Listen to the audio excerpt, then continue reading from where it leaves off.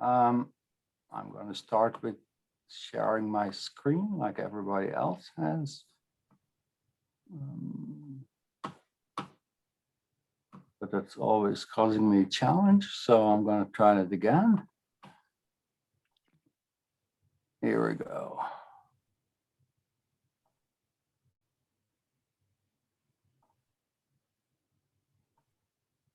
Almost there. Here we go. How's this? Yes. Good. Mimi, thank you so much. And Rob, Amita, and Austin, thank you for your presentations as well.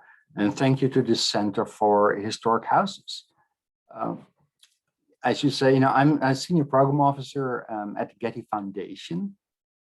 And I'm going to talk briefly about the Getty itself, and then I will focus on an initiative that we have had for the last 7 years, which is called Keeping It Modern.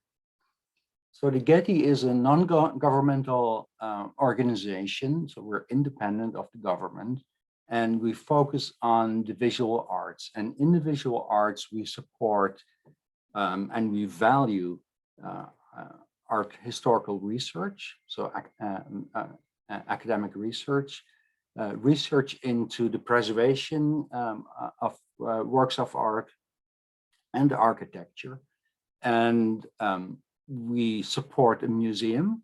And then I belong to the Getty Foundation, so one of 4 programs where we support the field in the areas where the Getty is active. So again, in academic research, in conservation, and in museums. We are fully committed to work internationally. So our colleagues have projects where they are actively engaged on the ground all over the world. And us as a funder, we support projects around the world, but we don't really get actively involved ourselves. Now, in 2013, in 2012, our colleagues at the Getty Conservation Institute, they launched a new initiative called the Modern Architecture or Conserving Modern Architecture Initiative. And that focused on the idea that modern architecture is so recent to our past that sometimes we skip a research phase and we just go straight into doing maintenance work or restoration work without really understanding the intrinsic value and significance of what modern architecture represents. And because our colleagues had started this initiative, we were in discussion with them and thinking, well, is there a way that we can draw attention to this important issue through grant making? And can we broaden the scope of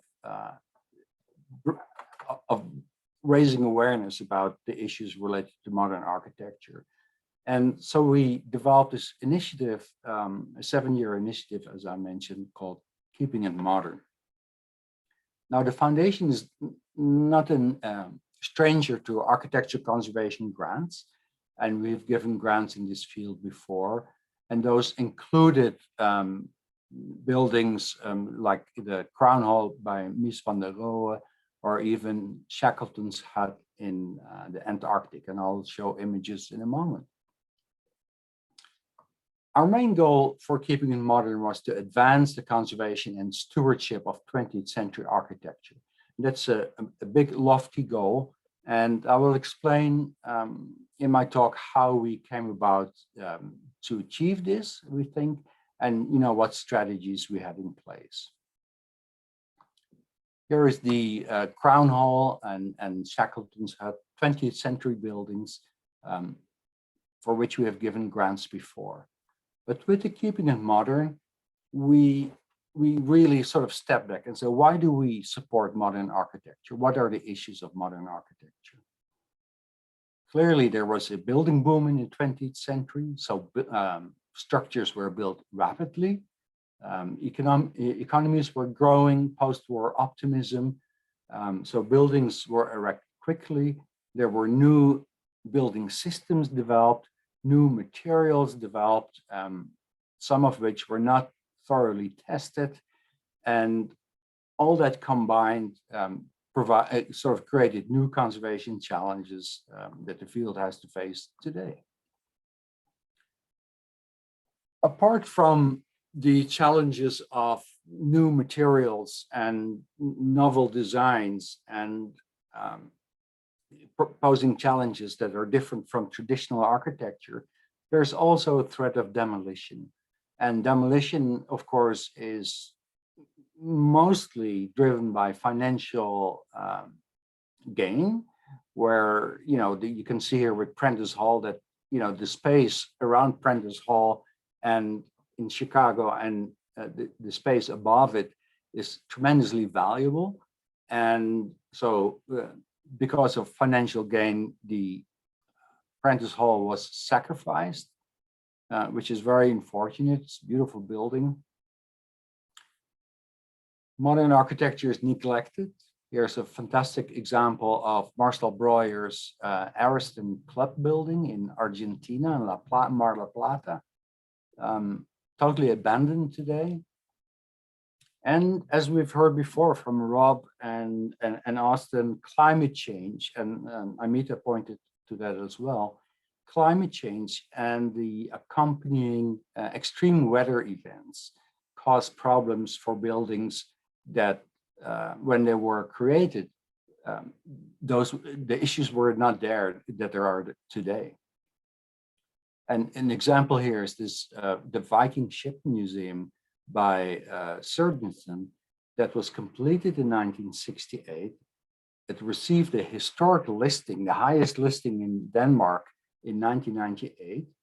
And then several storm surges that began in 2013 caused high water and caused the museum to flood. And originally it was intended to evoke this closeness to the sea and have the Viking ships sort of in direct dialogue with the water.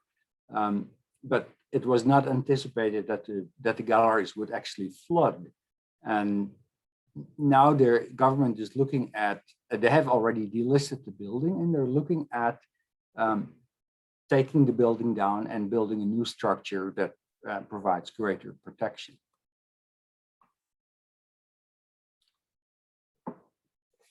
Now, the Getty is not alone in having and in their desire to raise awareness about the conservation of modern architecture.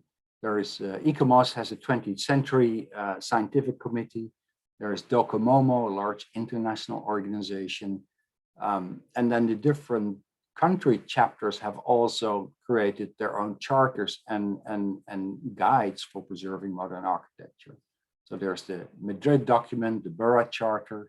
And then the Getty Conservation Institute is working on creating resources for the preservation of modern architecture. So in our funding initiative, we looked at the different strategies that we could envision that would help advance the practice of conservation for modern architecture. And we thought that an important strategy would be to support research and analysis, or creating planning documents, and more precisely conservation management planning documents for modern buildings. We supported a few implementation grants to show how once you develop a conservation plan, how implementation can then sustain a building. We convened grantees and key consultants on the projects. We brought each year after we've awarded a round of grants, we brought the specialists to London and talked about conservation planning for 3 or 4 days. Did site visits to the National Theatre, to the Royal College of Physicians, to the Barbican Center, to see conservation management plans being used and how they've helped with sustain those buildings. And so those grantee convenings were actually a very effective and very powerful strategy that also created lasting networks among professionals. And then lastly, we had this strategy that we wanted to share outcomes with the field. So we created a conservation report library where, and I'll share the link later on, where you can see and where you can download conservation reports that came out some of our planning projects. Here are a few examples of 77 projects that we've supported to date. Max Berg's Centennial Hall, the Luce Chapel by IMP, Sydney Opera House, of course, such an iconic building, Pierre Génére's Gandhi Bhagwan at Punjab University. But because of the theme of this week's lectures, I wanted to focus on several projects from the 1920s.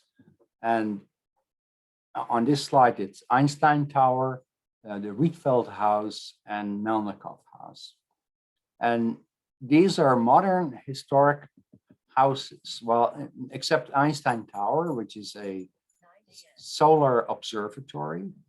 And it was built as a solar observatory and is still used as such today. But you will see here in a time span of 1 decade, 3 highly innovative structures with, you know, sort of showing this incredible post-war optimism, this sort of burst of creation, and with that comes, of course, a myriad of conservation challenges. Starting with the Ridgefelt House, which is, you can see a little bit here, it's at the end of blocks of row houses, traditional Dutch brick row houses, but completely new and completely innovative furniture maker, Gerrit Ridgefelt, designed this house for a widow, Schroeder, and she wanted something unique, and he created something unique, as you can see. Now, this museum, this building, is a World Heritage Site. It is constructed of large concrete slabs intersected with steel and glass, and it is operated, and it belongs to the custody and stewardship of the Central Museum in Utrecht. So it belongs to a museum, but it is operated as an independent site.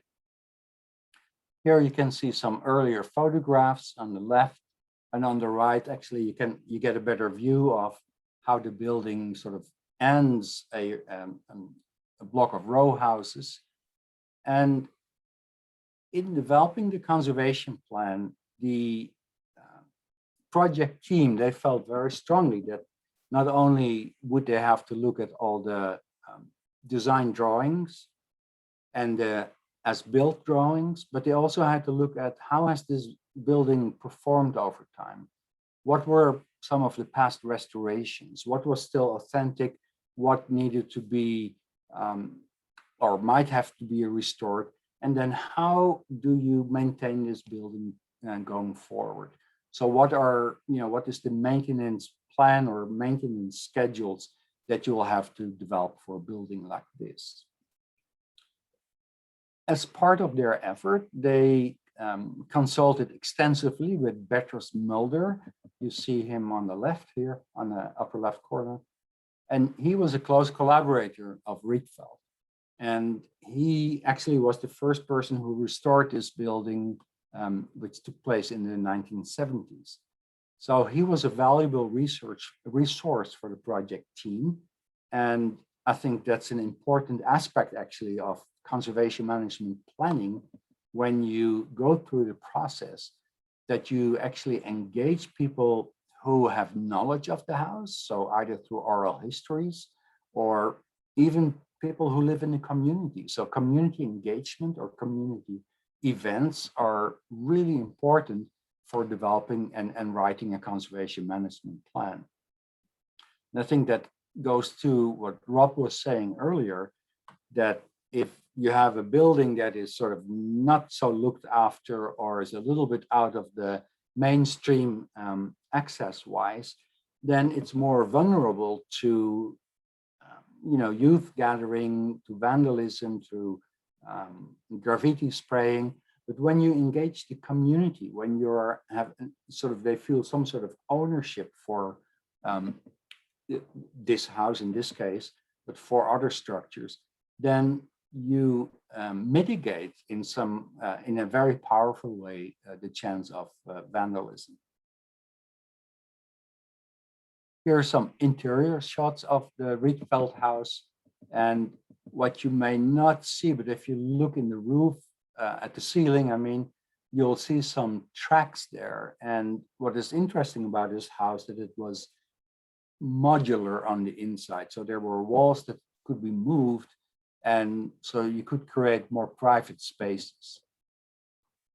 So you can see here is someone just moving a wall either in or out.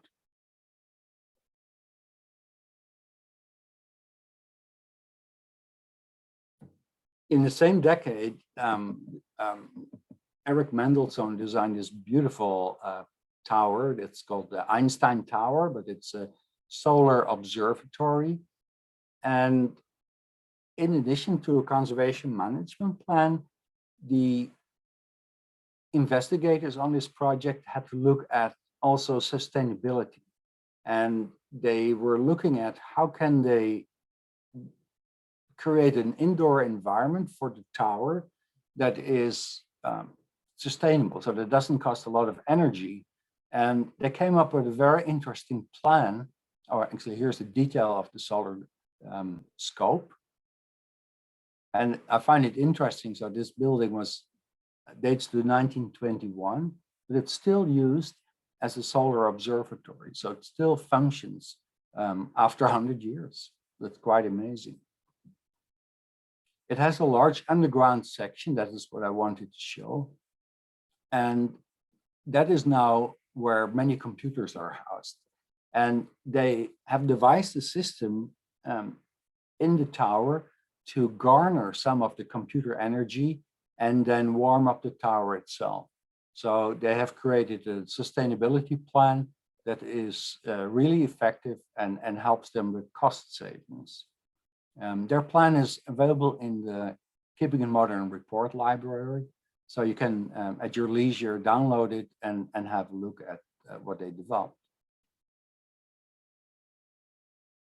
Also in the same decade, a house that is one of my favorites. And of course, as a grant maker, and when you have 70 projects, you're not supposed to have a favorite. It's like when you have a family with 6 kids and one asks, who's your favorite? But in this case, I'm not shy about saying that this is one of my favorite projects.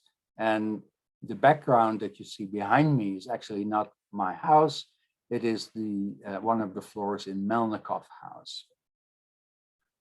It's built as 2 cylinders. So actually here you see the front of the house and you see the light coming in on the right side of the slide, and on the left you see the front. And if I go back, this is the back of the house.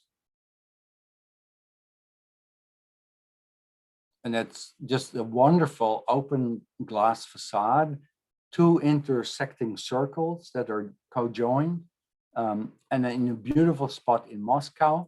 Now it's surrounded by, urban developments or urban encroachment. But as a historic house, this is an amazing resource. They created a conservation management plan, and when they did, the house actually moved under stewardship of the State Architecture Museum in Moscow.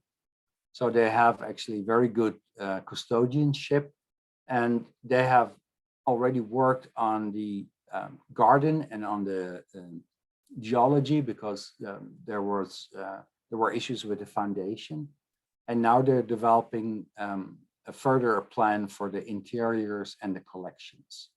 And it was Melnikov who lived there himself, so he was an architect, and then his son lived there, who was a painter. So it has, and then the son had 2 daughters, so there are 3 generations that lived in the house. And there were some changes, but in large part, it has been preserved very well. And as a building, as a historic house of the 20th century, this is one of the most unique examples of the 1920s that I can think of. Yet completely different from the Ridgefelt House, what is so like Ridgefelt's furniture, so rectangular and so and modular at the same time. And this has a completely different shape and different philosophy.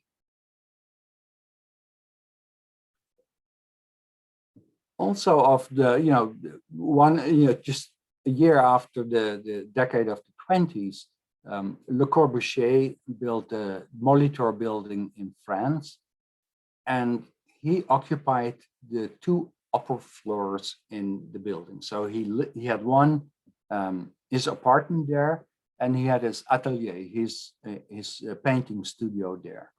And here you see Le Corbusier. He was a well-known painter, and of course, he's a world-famous architect.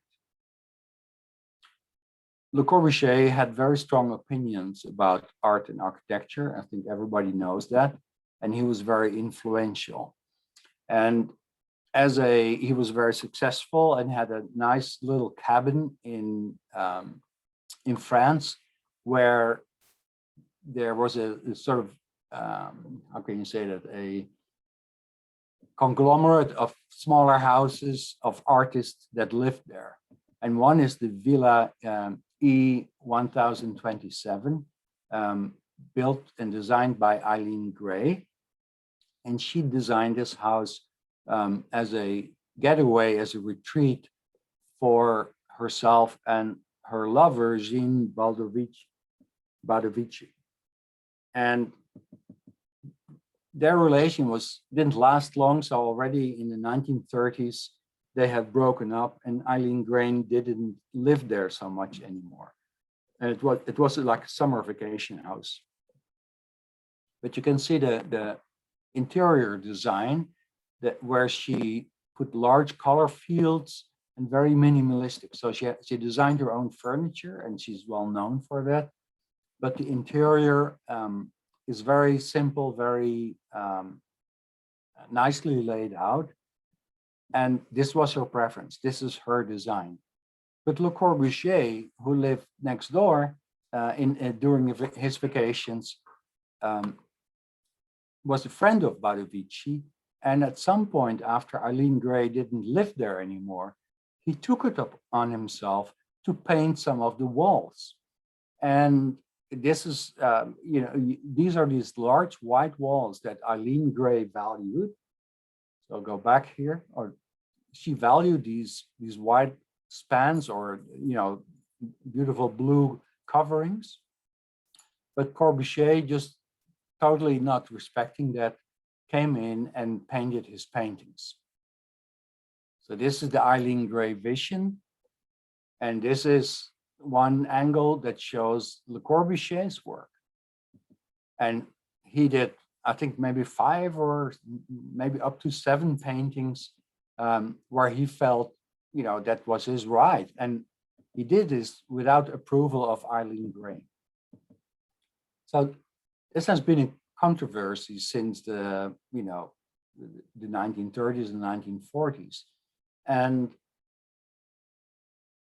in the current work that the organization has done at the Cap Moderne for this building, they created not only a conservation plan, but they also developed a philosophy about how can you balance the vision of Eileen Gray with the unfortunate intervention of Le Corbusier. But Le Corbusier is important enough as an architect and artist not to erase his work.